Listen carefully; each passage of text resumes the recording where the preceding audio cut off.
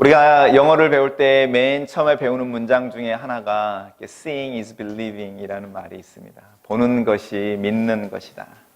신앙을 이야기할 때도 많은 사람들이 보여주면 믿겠다 이런 말을 합니다. 하지만 성경은 이 보는 것, 믿음하고는 상관이 없다라고 말하는 경우가 훨씬 많이 있습니다. 왜 그러냐 하면 예를 들어서 제가 캐나다에 와서 제 눈으로 목격한 두 개의 참사라고 말할 수 있는 굉장히 역사적인 참사가 있었다면 하나가 911이죠. TV를 통해서 월드 트레이드 센터라고 말하는 뉴욕에 있는 그 무역센터가 이렇게 내려앉는 모습을 다 지켜봤습니다. 그리고 또 하나의 참사라고 하면 내일이 4월 16일이니까 아마 세월호일 겁니다. 여기에 계신 분들이 이 두 개의 참사를 다 눈으로 보셨죠. 그런데 우리가 그 이야기를 하자면 사실 우리는 다른 이야기를 할 겁니다. 우리가 눈으로 보는 것과 우리가 마음으로 아는 것은 다르기 때문입니다. 제가 성경 공부를 하는 중에 성경 공부의 나눔 중에 김미경이라고 말하는 상담가의 이야기를 들었습니다. 이 김미경 씨의 아들이 청음이 굉장히 좋은 아들인데 어릴 때 피아노를 잠깐 배우다가 그만둔 거죠. 근데 갑자기 중3 때 예고에 가겠다고. 피아노 실력은 진짜 뭐만큼도 없으면서 갑자기 예고에 가겠다고 나온 거죠. 그러고 나서 머리가 좋고 귀가 좋으니까 피아노 한 곡을 외운 겁니다. 오디션 보는 곡을. 그리고 그 피아노 한 곡으로 예고에 합격을 했습니다. 그리고 나서 학교를 다니는데 다른 아이들과의 피아노 실력이 현저하게 차이가 나겠죠. 왜냐하면 이 친구는 악보도 못 읽는데 귀 청음 하나로 그 오디션 보는 악보를 다 외워서 그거를 그럴듯하게 쳐서 합격을 했으니 예고에 갔더니 실력이 드러나는 거죠. 그때부터 이 김미경 씨의 아들이 방황이 시작됐답니다. 자기가 벌린 일이잖아요. 부모가 푸시한 것도 아니고 자기가 그렇게 어쨌든 애를 써서 예고에 가더니 자기의 실력의 차이를 경험하고 좌절해서 아이들과 술을 먹고 밤늦게 들어오기 시작하더니 새벽 3시 이렇게 들어오더랍니다. 김미경 씨의 말에 의하면 어느 날 새벽 3시에 들어와서 자기 몰래 라면을 방 안에서 끓여 먹고 잠들고 있는 아이의 모습을 보는데 그동안은 그 아이를 그렇게 닥달하고 화내고 혼내켰는데 그 순간만큼은 그 아이가 라면을 몰래 끓여 먹고 라면 냄새로 자국한 가득 찬 방에서 잠들어 있는 자기 아들을 보는데 우리 아이가 아프구나 라는 생각이 들더랍니다. 그동안에 눈으로 수없이 자기 아들이 새벽 늦게 들어오고 몰래 라면을 끓여 먹고 잠자는 모습을 보았는데 그때 그 순간에 다른 걸 본 거죠. 마음으로 보는 겁니다. 신앙을 본다고 말을 할 때에 왜 신앙이 어려울까? 우리가 우리 눈에 보여지는 것을 보는 것이 아니고 우리 눈에 보여지는 것을 마음으로 볼 수 있느냐의 문제가 거기에 달려 있습니다. 똑같은 환경, 똑같은 상황, 똑같은 시련, 똑같은 도전, 그렇지만 우리가 무엇을 보고 있느냐라는 부분이 전혀 다른 결과를 가져옵니다. 믿음에 있어서 왜 하나님이 마음을 여신다, 그 다음에 깨달았다라는 표현이 자꾸 성경에서 반복되어질까? 왜냐하면 우리로 하여금 보게 하시는 이는 하나님이시기 때문에 그렇습니다. 그냥 하나님은 보이지 않는 분이고 우리가 이해할 수 없는 분이어서 그분이 보여주시는 만큼 깨닫게 하시는 만큼 알 수 있습니다. 그래서 그리스도교 신앙에 있어서 정말 중요한 것 중에 하나가 무엇이냐면 믿는다라고 말하기 전에 하나님 앞에 서서 내가 믿고 싶습니다. 내 눈을 열어 보게 하십시오. 마음을 열어 깨닫게 해주십시오라는 태도입니다. 우리가 이것을 신비라는 말로 표현하지만 사실 우리가 경외한다라고 말할 때 이 경외의 핵심이 여기에 있습니다. 우리가 하나님을 경외하는 경이로움 속에 서 있다라고 말할 때 우리가 하나님을 찬양하기 전에 내가 하나님을 알 수 없는 존재로군요. 하나님과 나는 너무나 큰 간격이 있어서 하나님이 보여주지 아니하시면 볼 수가 없군요. 깨닫게 하지 아니하시면 깨달을 수가 없군요. 나로 하여금 하나님을 아버지라 고백하게 하지 아니하시면 내 힘으로 할 수 없군요. 그래서 예수님이 베드로가 주는 그리스도시요 살아계신 하나님의 아들입니다라고 고백을 했을 때에 그것을 알게 한 이는 하늘에 계신 너의 아버지. 우리가 오늘 읽은 본문 속에서도 마찬가지입니다. 특별히 부활과 관련되어져서 우리가 3주를 지나면서 계속 이야기를 하고 있는데 여러분 부활하신 예수 그리스도를 보고 싶으십니까? 예수 그리스도를 경험하고 싶으십니까? 그러면 더 잘 믿을 수 있을 것 같습니까? 성경이 말하는 것은 아니라는 겁니다. 예수 그리스도, 부활하신 예수 그리스도가 우리 앞에 지금 당장 나타난다고 우리의 믿음이 더 강해질 거다, 확실해질 거다, 그렇지 않다는 겁니다. 제자들에게 나타난 예수님의 모습을 한번 살펴보십시오. 당신의 몸을 보여주시고 상처를 보여줬을 때에 제자들의 반응은요, 아직도 안 믿고 있었다. 무덤을 향하여 가던 여인들이 무덤 문이 열려 빈 무덤을 보면서 제일 먼저 생각했던 게 무엇이냐면, 아, 우리 주님의 시체가 도둑 맞았구나. 눈으로 보는 것과 마음으로 보는 것이 다르죠. 대제사장들이 예수 그리스도의 부활이라고 말하는 그리스도의 부활을 믿지 않았다고 생각하지 마십시오. 그들은 바리새인들이었고 바리새인들은 육체의 부활을 믿는 사람들이었습니다. 그들이 믿지 않은 것은 무엇이냐면 고난받고 정죄받은 자가 다시 살아날 리가 없다라는 거였습니다. 사람이, 죽은 사람이 다시 살아난다라는 걸 믿지 않은 것이 아니라 고난받고 정죄당한 자, 죄인이라는 뜻이잖아요. 하나님 앞에 의롭게 설 수 없는 자가 죽었을 때에 그 사람이 메시아일 리가 없고 그렇게 죽은 죄인이 다시 부활할 가능성은 전혀 없다. 그것을 믿는 거죠. 우리 앞에 예수 그리스도가 서 있을 때에 우리 안에 더디 믿는 믿음이 있다고 말한다면 그것은 우리가 부활하신 예수 그리스도를 보지 않기 때문이 아니라 우리의 마음이 그 예수 그리스도를 보고 있지 않기 때문이라는 게 핵심입니다. 그래서 개신교의 기독교 신앙으로 들어올 때에 우리가 옛날부터 가지고 있었던 굉장한 힘 중에 하나를 잃어버린 것이 있는데 바로 이 경이로움이라는 겁니다. 우리의 믿음을 향하여 우리는 신비롭게 여기지 않습니다. 아, 내가 어쩌다가 하나님을 아버지라 부를 수 있게 됐지? 라고 의문해 보지 않습니다. 내가 한 번도 보지 않은 2000년 전에 있었던 이야기가 어떻게 믿어지지? 그리고 그렇게 죽었다 살아났다고 하는 예수를 그리스도라 고백하고 주님이라 고백하고 내 형제라고 고백할 수 있지라는 것 속에 감탄해 본 적이 없습니다. 이 경이로움이라고 말하는 사실을 잊어버립니다. 그런데 우리가 찬송가를 보면은 이 경이로움이 그대로 담겨 있는 찬양이 있습니다. 우리가 잘 부르지 않지만 신자 되길 원합니다. 진심으로 진심으로. 이미 예수 그리스도를 믿었다고 말하는 사람들, 죄 용서를 받았다고 말하는 사람들, 구원을 받아서 오늘 죽어도 내일 천국으로 갈 수 있다고 말하는 사람들이 부르는 찬양 중에 신자 되길 원합니다라는 찬양이 껴있는 이유는 우리 힘으로 믿는 것이 아니라, 우리 힘으로 구원받는 것이 아니라, 우리 힘으로 천국으로 가는 것이 아니라 하나님이 우리를 사랑하시고 용서하셔서 우리를 구원하셔서 천국 문을 여셔서 나에게 있는 것이 아니라 하나님에게 있으니 내가 하나님 앞에 나아갔을 때에 은혜가 필요한 사람입니다 라는 겁니다. 그래서 우리가 사실은 할 수 있는 최고의 기도, 제가 금요일 날 로마서를 나누면서도 말씀드렸지만 하나님 나를 향하여 은혜를 베푸십시오. 나를 불쌍히 여기십시오. 내 믿음 없음을 도와주십시오 라는 기도인 겁니다. 이런 기도를 하게 될 때에 우리의 믿음이 우리 안에서 자가발전적으로 나오기 전에 하나님이 나에게 주시는 것이라는 것을 확신하게 되고 하나님으로부터 오는 믿음이니 이 믿음이 나와 상관없이 변하지 않을 거라는 겁니다. 내 구원의 보증은 내 믿음이 아니고 나로 믿게 하신 하나님. 나에게 천국을 약속하는 것은 내가 죽음 앞에 서서 예수 그리스도를 주로 고백하는 내 믿음이 아니라 그 문을 열고 내 이름을 불러주시며 달려오실 그 하나님 때문.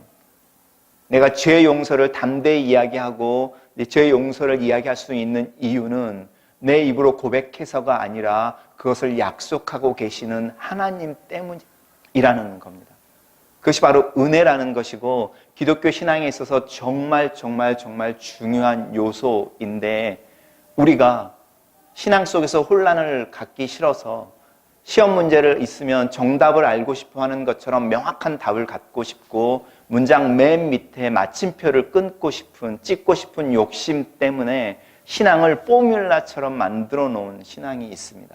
예수 그리스도를 믿습니까? 주님이라고 고백하십니까? 그러면 당신은 구원을 받았습니다. 내일 천국에 가실 수 있습니다. 근데 정확하게 말하면 주 예수 그리스도라고 믿습니까? 누가 그렇게 하게 하셨습니까? 예수 그리스도 안에서 용서함을 믿습니까? 누가 하셨습니까? 내일 천국에 갈 수 있음을 믿습니까? 누가 문을 열어주시기 때문입니까? 라는 부분에 대한 질문을 계속 해봐야 합니다. 특별히 부활로 올 때에 예수님께서 그 부분에 대한 이야기를 하시는 겁니다. 끊임없이 제자들에게 나타나셔서 사실은 제자들과 씨름하는 부분이 내가 살아있는데 왜 나를 못 믿어? 라고 말하는 부활이라고 말하는 팩트를 가지고 씨름하시는 게 아니고, 내가 여기 네 앞에 서 있지, 네 눈으로 보는 게 중요한 게 아니고 내가 너희에게 보여주고 싶어 하는 게 있는데 그것을 봐야 돼 라는 이야기를 하는 겁니다. 오늘 읽은 본문 그 앞에가 엠마오 도상의 두 제자 이야기입니다. 예수님과 한나절을 동행하고 함께 길을 걸으면서 이런저런 이야기를 나누는데 예수님이라는 걸 못 알아차리는 거죠. 보는 것이 믿는 것은 아니라는 겁니다. 근데 예수님이 함께 먹고 성경을 열어서 가르쳐 줄 때에 그들의 마음이 열리고 깨닫게 되면서 예수 그리스도를 발견하게 됐다는 거죠. 여러분 중에 부활하신 예수 그리스도가 내 앞에 나타나면 내가 하나님을 믿겠습니다라고 말하시는 분들이 있다면 제가 단언코 말할 수 있습니다. 여러분은 여러분 앞에 부활하신 예수 그리스도가 나타나도 알아볼 수 없습니다. 그리고 그분이 내가 부활한 예수 그리스도라고 말해도 믿지 않을 것입니다. 왜냐하면 그렇게 믿을 수 있는 능력이 여러분 안에 없기 때문입니다. 우리가 예수 그리스도를 믿을 수 있는 방법은 하나님의 마음을 열어서 말씀을 깨닫게 해주실 때, 예수 그리스도의 부활을 향하여 강한 신앙을 가질 수 있는 것은 하나님이 성경의 말씀을 열어서 부활의 의미를 깨닫게 해주실 때, 우리가 예수 그리스도의 부활을 살아낼 수 있는 이유는 하나님께서 우리로 하여금 예수 그리스도가 다시 살아나셨습니다. 단순히 살아나신 분이 아니라 고난을 받고 죄인으로 정죄받아 하나님으로부터 분리되어졌다고 말하는, 당신조차도 돌아가실 때에 아버지 어찌하여 나를 버리시나이까 라고 말하는 절대의 분리를 경험하셨던 그 죽음의 주인공이 다시 살아나셨다는 겁니다. 그 이야기를 하는데 오늘 예수님은 그 이야기를 하시면서 두 가지를 듭니다. 첫 번째, 내 부활은 살과 육이 함께한 부활입니다. 이게 무슨 뜻일까요? 부활에 있어서 정말 중요한 내용입니다. 예수님이 사셨다보다 더 중요한 내용이 육체와 영혼이 다 살아나셨다. 그리고 나서 하신 게 먹었다는 거죠. 생선 하나를. 엠마오 도상에서도 똑같습니다. 예수님의 제자들과 함께 저녁을 먹습니다. 요한복음에도 똑같이 나오지요. 갈릴리로 돌아가 버려서 밤이 맞도록 낚시를 했지만, 고기를 잡았지만 하나도 못 잡은 제자들에게 예수님이 나타났을 때 뭘 했다고요? 함께 먹었다고요. 그러고 보면 우리 예배 드리면 매주 주일날 함께 먹는 것 아십니까? 우리의 교제가 단순히 친교를 위해서, 교회의 단합을 위해서 몇 사람들이 애를 써서 여러분과 함께 음식을 나누는 거 그렇게 생각하지 마십시오. 예배 드리고 나서 친교하는 이 친교는 살과 육, 영혼과 육체의 부활이라고 말하는 가장 키워드와 관련되어져 있습니다. 예수님이 우리와 같은 동일한 육체로 살아나셨다는 게 무슨 뜻일까요? 우리의 존재를 긍정해 주신다는 겁니다. 내 연약한 모습 그대로, 또 내 안에 있는 죄성 그대로, 내가 가지고 있는 리미테이션 그대로 인정해 준다는 겁니다. 이 인정해 주는 것이 예수 그리스도의 고난과 연관시키면 어떤 이야기를 할 수 있냐면 세상에 법정이 열립니다. 그러면 많은 사람들이 그 법정 앞에 서서 무엇을 증명하려고 하시는지 아시죠? 자신의 죄는 최대한으로 감추고 자신의 무죄를 증명하려고 합니다. 그래서 그 무죄를 증명하기 위해서 증인들을 드러내고 또 자신들이 가지고 있는 커넥션을 사용하고 재물과 권력이 있다면 그것을 사용해서 자신들의 죄를 최대한으로 감추어 자신이 무죄임을 증명합니다. 하나님이 똑같은 방법으로 법정을 여십니다. 그 법정에서 무죄 선고를 받는 방법이 무엇일까요? 커넥션을 이용하는 걸까요? 예수님과의 커넥션. 예수님이 주시는 은혜를 그 법정에서 주장하는 것일까요?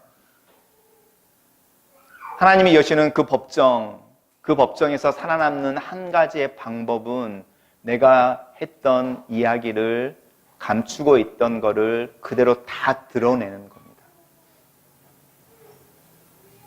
왜냐하면 하나님의 법정을 여실 때의 그 마음은 세상의 법정이 열리는 것과 달라서 하나님의 법정을 여시는 이유는 용서하기 위해서라는 겁니다.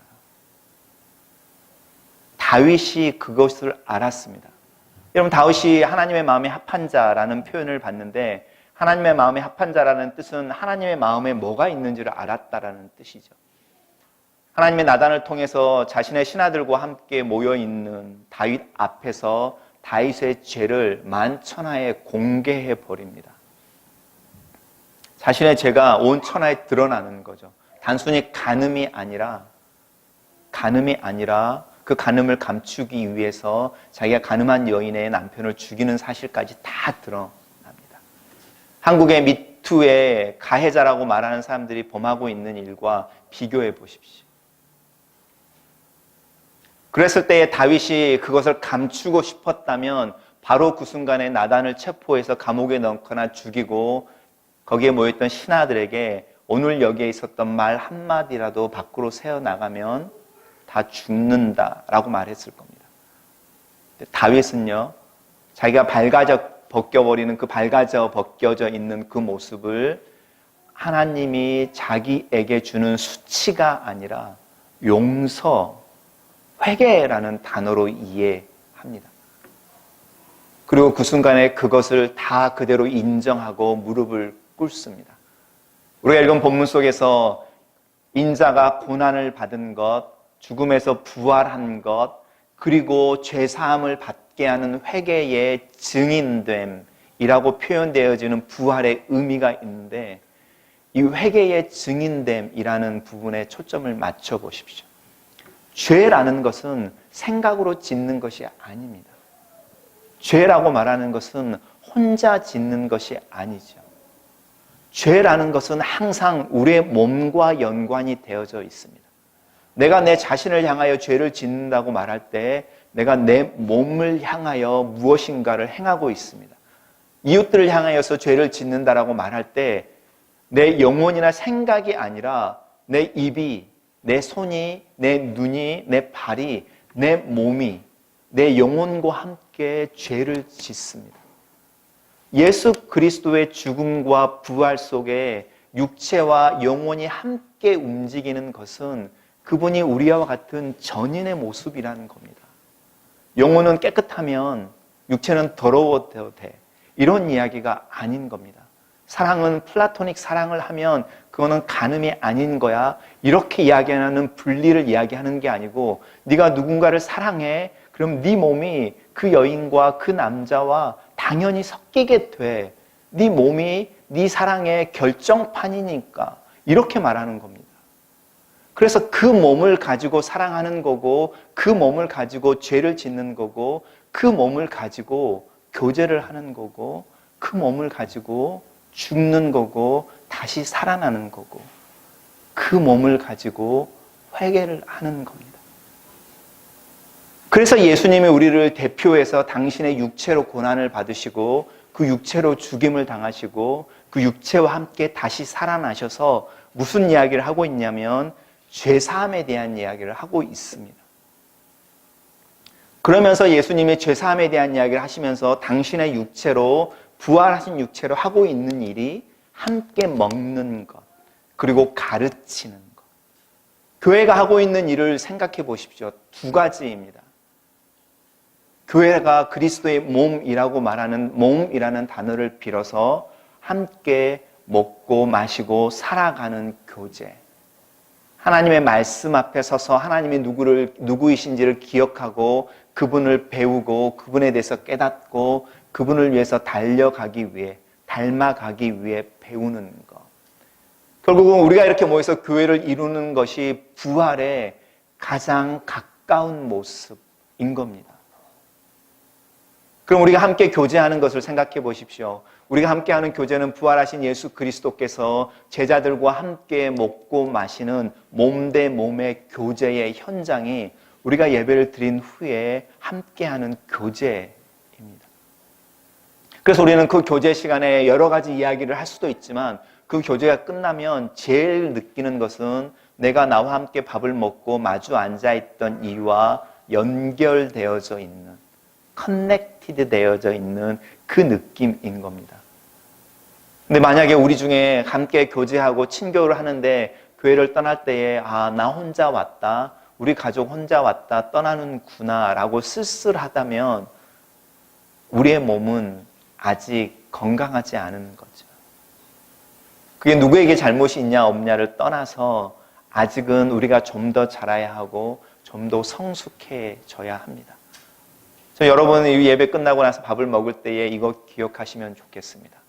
그리고 그렇게 기억하실 때에 우리가 우리 자신을 오픈할 수 있는 용기가 주어지는데 하나님이 우리를 이미 용납하고 용서하셨으니 내 연약함이 드러나도 괜찮습니다 라고 말하는 믿음입니다. 이 믿음이 부활과 연관되어집니다. 내 연약함이 드러나도 하나님이 나를 다시 살리시니 내가 죽을 수 있습니다 라고 말하는 게 관계 속에서 내 연약함을 드러낼 수 있는 용기입니다. 제가 교회 다니지 않는 분들을 오타에서 만나는데 그분들이 한결같이 이야기하는 것이 무엇이냐면 특별히 한인교회에 다니지 아니하시는 분들, 한인교회에 들어올 때에 굉장한 결심과 결단이 필요하다는 겁니다. 캐네디언 교회에 다닐 때와 다른 가장 큰 차이, 내가 혼자 예수를 믿는다라는 그 전제가 한인교회에 오는 순간 더 이상 존재하지 않는 겁니다. 교회에 오는 순간, 캐네디언 교회 가면 혼자 와서 예배드리고 찬양하고 하나님께 예배드리고 이렇게 바로 나갈 수 있는데 한인교회에 들어오면 관계라고 말하는 나도 모르는 거미줄에 걸려버리는 거죠. 그래서 내가 보여주고 싶지 않은 모습도 보여주게 되고 보고 싶지 않은 모습도 보게 되는 겁니다. 근데 맨 처음으로 다시 돌아가서 우리가 보게 되는 그 보는 모습, 내가 보여주게 되는 내 모습을 생각해 보십시오. 그게 전부가 아니라는 겁니다. 내가 내 연약함을 드러낼 수 있는 것, 부활하신 예수 그리스도를 통하여 하나님의 사랑과 용서가 내게 주어졌으니 드러낼 수 있다. 보는 것과 보는 것이 다르죠. 다른 사람이 연약함을 볼 때에 동일하게 말할 수 있다면 하나님의 은혜 가운데 동일한 형제요 자매이고 그를 위해서 예수 그리스도께서 죽고 부활하셨으니 여전히 내 형제요 자매요 라고 말할 수 있다면 우리는 그 사람의 잘잘못을 보는 것이 아니라 하나님이 보여주고 싶어하는 것을 보고 있는 겁니다. 이것이 바로 부활을 살아내는 교회. 예수님께서 제자들에게 나타나셔서 내가 몸이 부활했다라고 말하시는 것, 성경을 들어서 고난을 받아야 하는데 너희들의 고난 전에 너희를 위한 고난, 너희를 위한 죽음, 너희를 위한 부활이 나를 통해서 이루어졌으니 이제 너희들에게 주어지는 것은 하나님의 용서, 그리고 그 용서를 위해서 너희 자신을 그대로 오픈해내는 믿음, 그리고 너희들이 그것에 대한 증인이다 라고 이야기하실 때에 더불어 함께 몸으로 이루는 교회에 대한 이야기를 하고 있습니다. 그래서 우리는 누가복음 오늘 읽은 본문이 끝나고 그 다음에 어디로 넘어가는지 바로 알고 계시죠. 사도행전으로 넘어가면서 예수님이 말씀하시고 제자들과 함께 이루었던 부활을 보여주셨던 그 순간을 구체적인 공동체의 모습으로 만들어내는데 그 공동체를 교회라고 부르는 겁니다. 우리가 몸을 가지고 예배드리는 이 순간, 우리의 몸을 가지고 함께 교제하는 이 교제, 그리고 몸을 가지고 배우고 함께 더불어 살아가는 그 모습이 예수님이 이야기하는 부활이라고 말하는 그 부활을 살아내고 있는 믿음의 실천이라는 것 기억하시기 바랍니다. 같이 기도